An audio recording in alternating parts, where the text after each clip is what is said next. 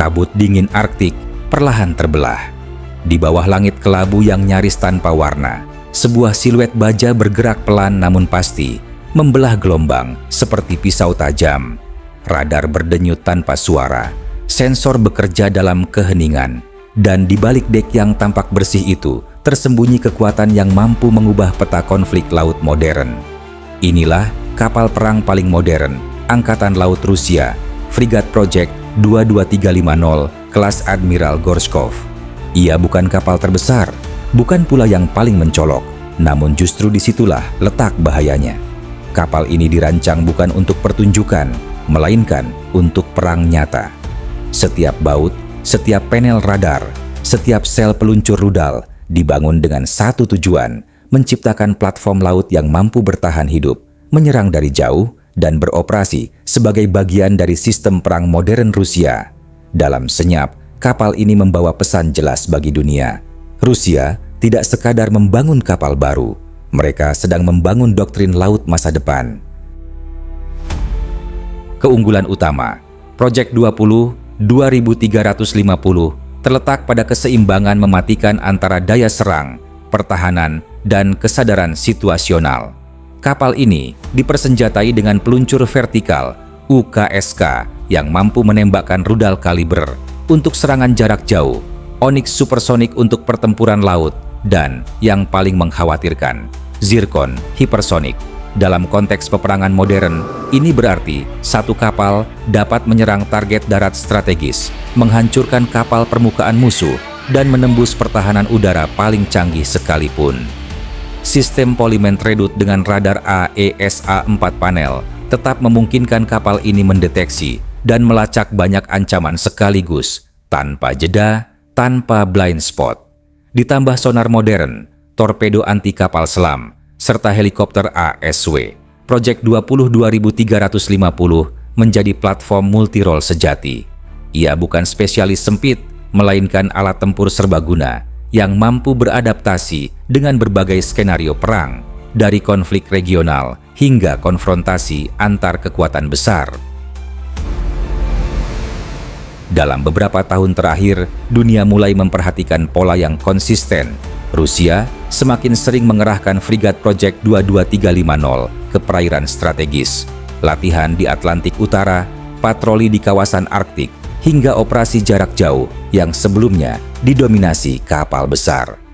Baru-baru ini, kehadiran kapal kelas ini dalam latihan gabungan dan uji peluncuran rudal modern mempertegas satu pesan: Rusia telah menemukan format kapal perang yang paling efisien untuk kondisi geopolitik saat ini. Saat banyak negara masih bergantung pada kapal besar mahal dan rentan, Rusia justru mendorong fregat canggih berukuran sedang yang bisa diproduksi lebih banyak, dioperasikan lebih fleksibel, dan tetap membawa daya hancur strategis. Ini bukan kebetulan. Ini adalah respons langsung terhadap dinamika global terbaru, termasuk tekanan NATO, konflik regional, dan perlombaan teknologi senjata presisi. Selama era Perang Dingin, kekuatan laut sering diukur dari ukuran kapal. Penjelajah besar, kapal induk, dan destroyer berat menjadi simbol supremasi. Namun, realitas perang modern mengubah segalanya. Rudal presisi, drone, dan peperangan elektronik membuat kapal besar semakin rentan. Disinilah Project 20 2350 muncul sebagai jawaban. Kapal ini cukup besar untuk membawa senjata strategis, namun cukup kecil untuk lebih sulit dideteksi dan lebih murah diproduksi.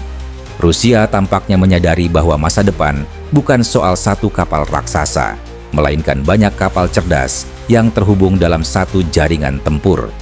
Frigate ini berperan sebagai node penghubung antara kapal selam, pesawat patroli, dan sistem darat. Dengan kata lain, Project 20 2350 bukan hanya kapal, tetapi komponen inti ekosistem perang laut Rusia.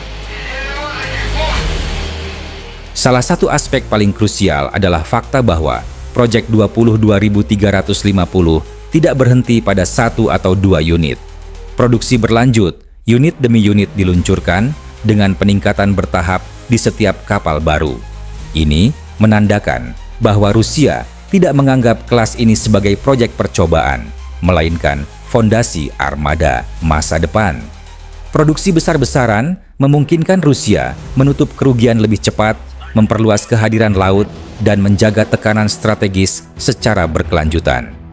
Dalam konteks industri pertahanan, ini juga menunjukkan konsolidasi teknologi, radar, rudal, dan sistem tempur diseragamkan, membuat logistik dan pelatihan lebih efisien.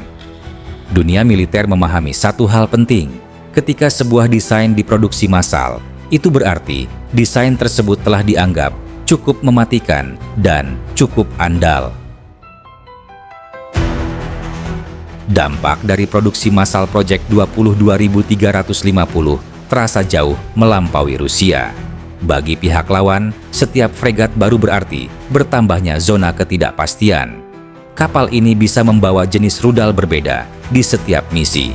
Ia bisa muncul di Laut Utara hari ini, dan beberapa minggu kemudian berada di perairan lain tanpa banyak peringatan.